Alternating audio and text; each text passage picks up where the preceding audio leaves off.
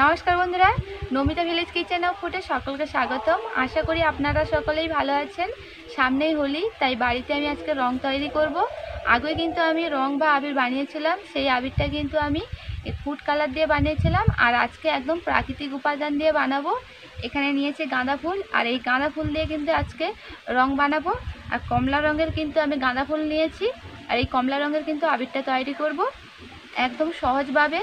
কম সময়ের মধ্যেও কিন্তু বানানো যায়, বেশি সময় লাগবে না।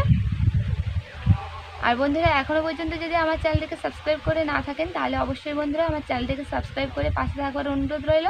তাহলে এবার ভিডিওটি দেখে নিই। প্রথমে আমি ফুলগুলোকে ছাড়িয়ে নেব। গরম পড়ে গেছে, তার জন্য কিন্তু ফুলের গাছগুলো মারা যাচ্ছে। কয়েকটা গাছ বেঁচে ছিল, ফুলগুলো কিন্তু আগের থেকে ছোট হয়ে গেছে।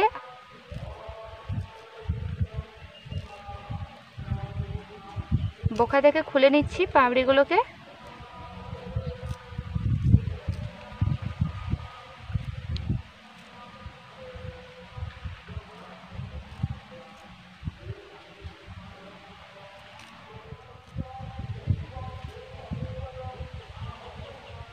সবগুলো ফুলকে কিন্তু আমি ছাড়িয়ে নিয়েছি। এবার এর থেকে আমি রস বের করে নেব। গাঁদা ফুলকে আমি বেটে নিয়েছি, এবার গাঁদা ফুলের থেকে রসটা বের করে নেব।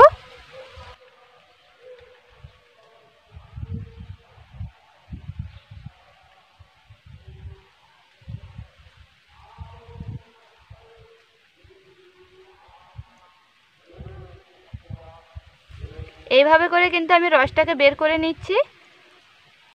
পুরো রসটাকে এভাবে আমি বের করে নেব।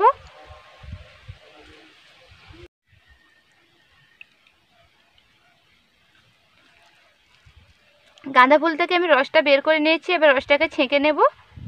গাঁদা ফুলের রসটাকে আমি বের করে নিয়েছি, আর খাঁকাগুলোকে কিন্তু ফেলে দিয়েছি। এখানে আমি 1 বাটি অ্যারারুট নিয়েছি, আর আপনারা চাইলে অ্যারারুটের পরিবর্তে কর্নফ্লাওয়ারও নিতে পারেন। এবার থালার মধ্যে আমি নিয়ে নেব।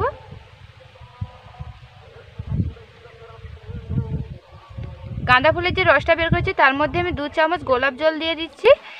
এতে আবিরের সেন্টটা কিন্তু খুব সুন্দর আসবে। এবার ভালো করে মিশিয়ে নেব।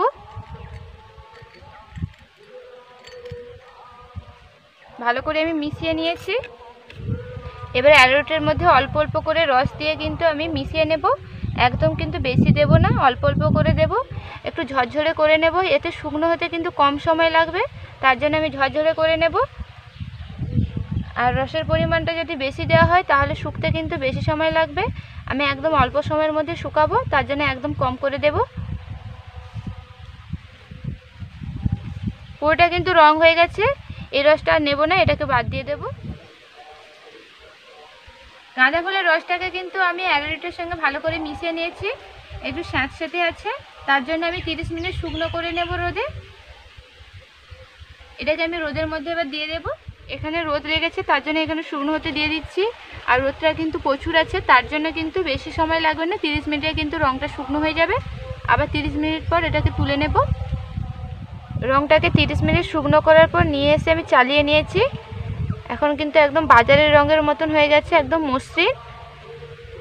দেখুন রঙটাও খুব সুন্দর চলে এসছে।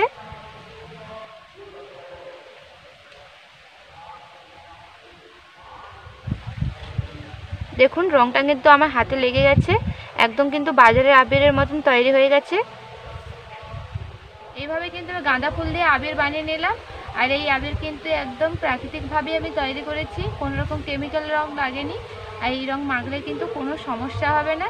এইভাবে কিন্তু আমি বাড়িতেই রং বানিয়ে নিলাম। আর ভিডিওটি ভালো লাগলে অবশ্যই বন্ধুরা লাইক করবেন, আর কেমন লাগলো অবশ্যই কমেন্ট করে জানাবেন।